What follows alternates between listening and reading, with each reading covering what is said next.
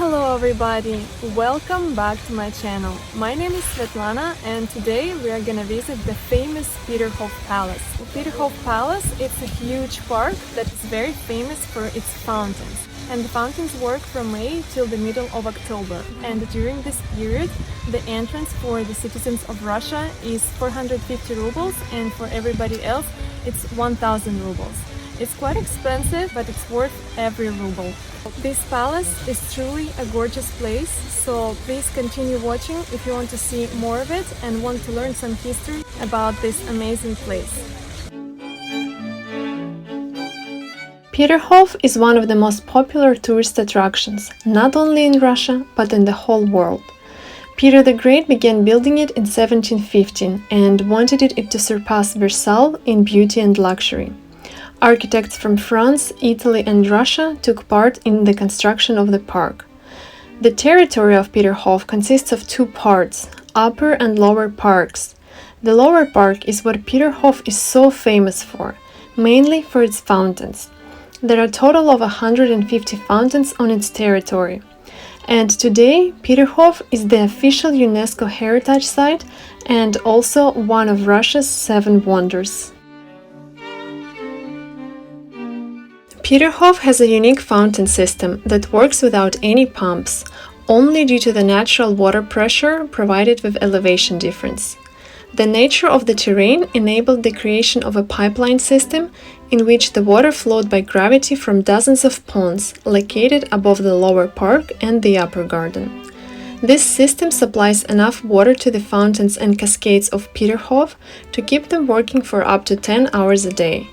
And later on, all the water from the fountains flows into the Gulf of Finland.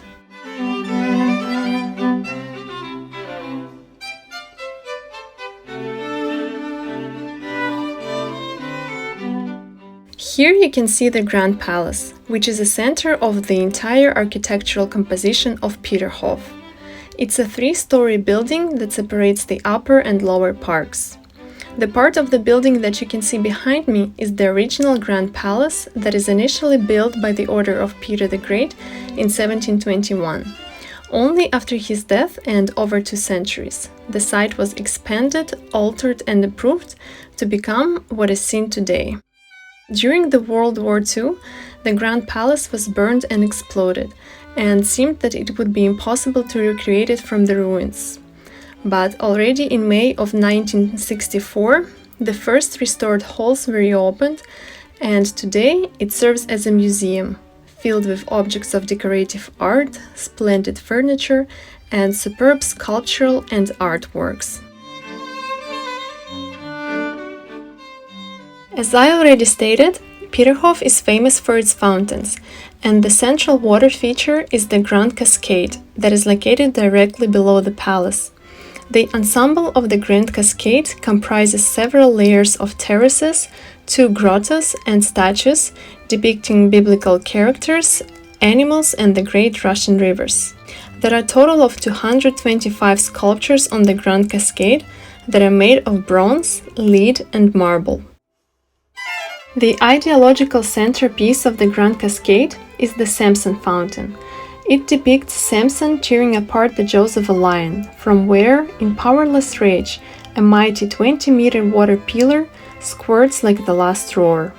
It symbolizes Russia's victory over Sweden in the Great Northern War, as the lion is a part of the Swedish coat of arms, and the victory took place on Saint Samson's Day. It is considered the highest fountain of all in Peterhof.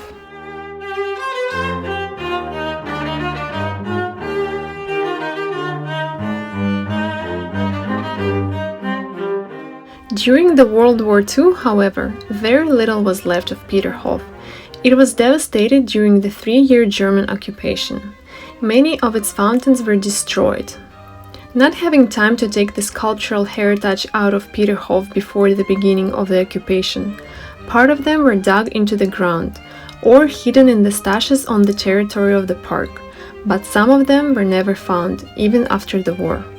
It took many years for Peterhof Palace to be restored, and now we can admire its beauty once again.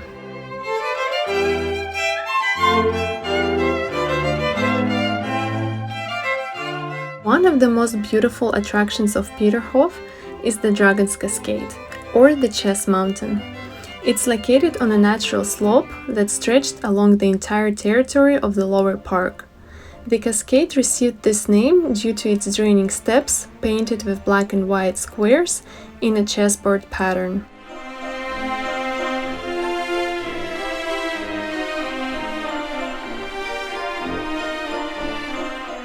Another great feature of Peterhof Palace is multiple trick fountains. Peter I was known to be fond of all sorts of jokes and pranks. The water road fountain that Peter designed in the 1720s himself was the largest out of them all. So that's how it worked. Perforated pipes were laid down the entire length of one of Peterhof's tranquil alleyways. And at the flick of a hidden switch, Peter could soak up to 100 people under a downpour. Later Tsars, however, seemed to be either far less fun-loving or just not brave enough to soak hundreds of aristocrats at a time, because they closed off the pipes as soon as Peter died. Thankfully, the Soviets saw the fun that could be had in wetting tourists, and they reopened the water road.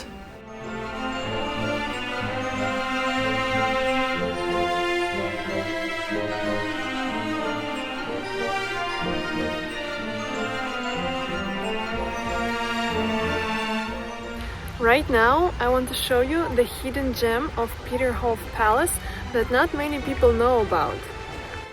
I wanted to show you the inside of this building that doesn't look like anything special from the outside.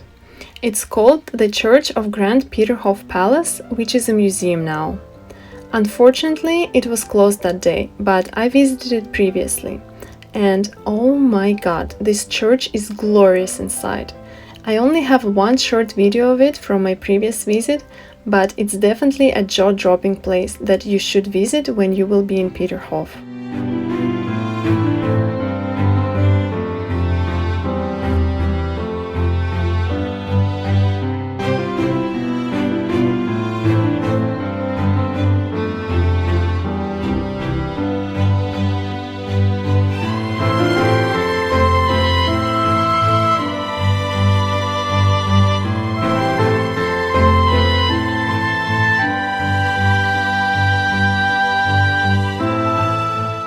Here's the Montplaisir Palace, Peter the Great's favorite suburban residence that was personally designed by him and was built in 1723. Peter, as the legend runs, identified the location of the future palace on the shore of the Gulf of Finland to watch the passing ships. Outside the palace is an ornamental shrubbery and paved garden on the seashore with views to the west coast of St. Petersburg.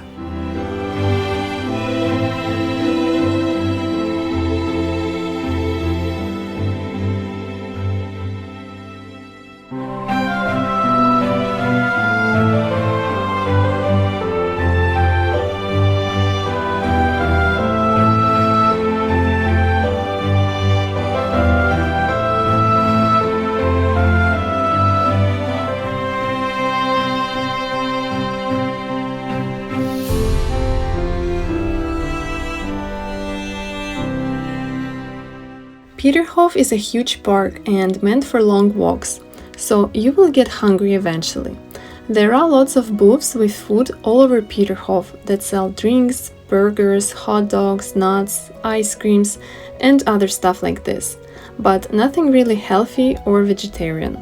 And every booth sells the same thing. But there are a few restaurants, of course, on the park's territory that have better food, like Russian crepes, for example. But overall, the food situation is not good in Peterhof.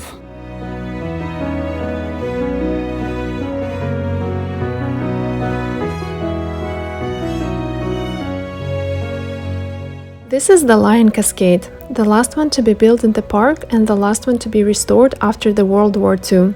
It looks like an open Greek temple. In the center of the basin, on a granite rock, there is a bronze statue of the nymph Agonippe, and on both sides of the colonnade there are two sculptures of the lions. The Lion Cascade is the only one of the four cascades that is not located on a slope, but on the lower terrace.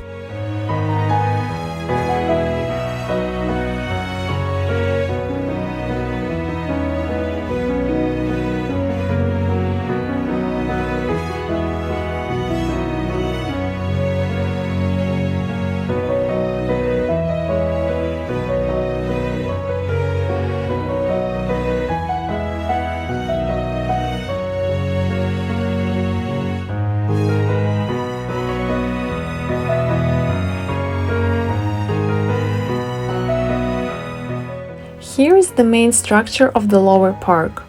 It's called Marley Palace, a simple and charming Baroque mansion with an air of serenity and comfort, accentuated by its multiple reflections in the still waters of the fish ponds. Since the moment of its construction, Marley Palace was used as a guest house for the nobles and the members of the imperial family. Today, it's a museum and home of some of Peter the Great's personal effects.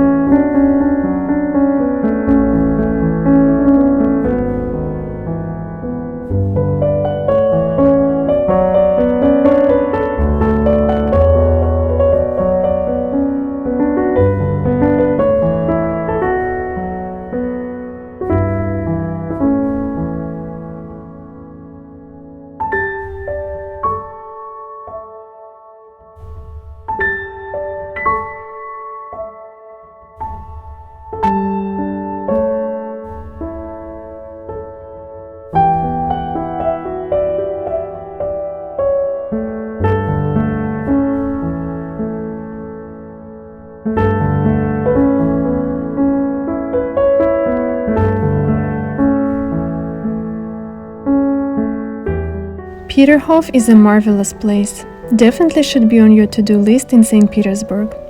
I hope I managed to convey to you at least a little bit of this majestic beauty of the 18th century. Thank you so much for watching this video, and I will see you in my next one. Bye!